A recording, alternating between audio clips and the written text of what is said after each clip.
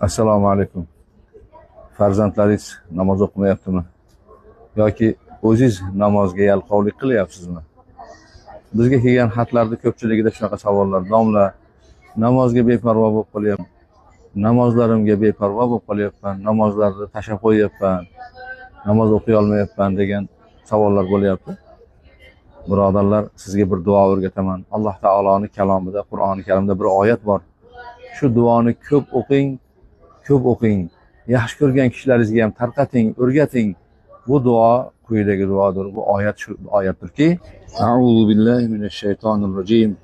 Robbi ja'alni muqimas solati va min zurriyyati. Robbana va taqabbal du'a. Qaytaraman. Robbi ja'alni muqimas solati va min zurriyyati. Robbana va taqabbal du'a. Albatta bu duoni ko'p o'qing, bu oyatni ko'p o'qing. Farzandlaringizga ham duo qiling, do'stlaringizga ham. Alloh taolo namozda qoyimlardan qilsin. Assalomu alaykum va rahmatullohi va barakatuh.